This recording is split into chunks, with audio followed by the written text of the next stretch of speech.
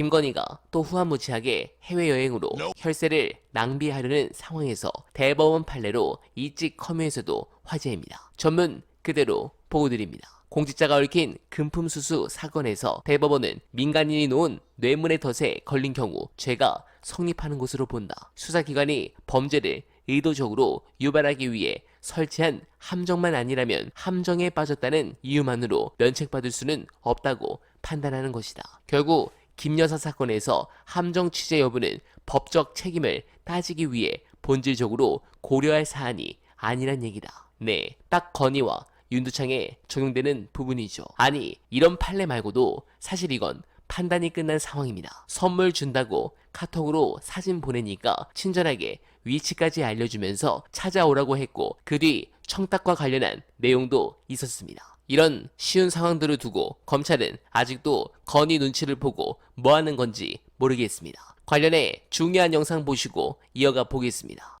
수사를 하게 되면 어떤 게 나올지도 모르고 그러면 약점을 잡히게 되는 걸 수도 있잖아요. 일단은 수사가 진행이 되면 온 매스컴하고 야당에서도 그것도 김건희 그렇고. 여사를 공격하기 때문에 김건희 여사가 뼈도 보출입니다. 그다음에 이게 알선수재가 되면 뭐야? 국정농단이 돼요.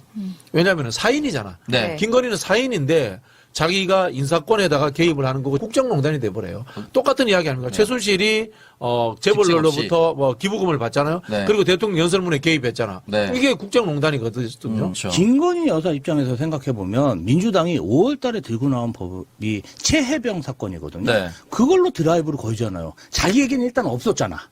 근데 갑자기 검찰에서 자기 쪽으로 이슈를 모니까 얼마나 놀랬겠어요. 이 검찰이 정말 믿었는데 자기 적이라고 이렇게 생각을 하게 되면서 감히 주인을 물으려고 해? 이런.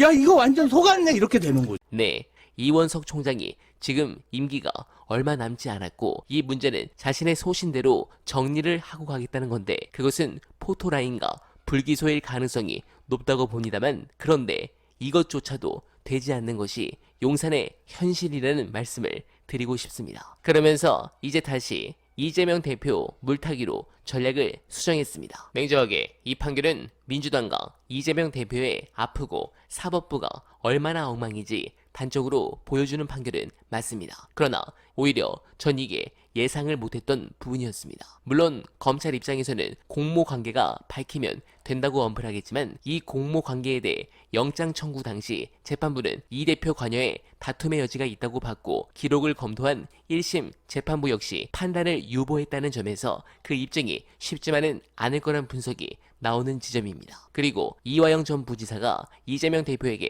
보고했다는 근거는 없다고 판결했습니다. 즉 경기도 대북 사업은 대부분 이재명 당시 지사에게 결재받지 않고 이화영 정결로 진행된 거라 이재명 대표가 유죄를 받으려면 이화영으로부터 보고받고 대북 송금 사실을 알았다는 증거가 있어야 됩니다. 그런데 현재는 검찰이 확실한 증거를 확보하지 못한 상황입니다. 이걸 풀어내려면 이화영 전 부지사의 진술이 나와야 하는데 이건 이미 회유를 하려다 실패했죠.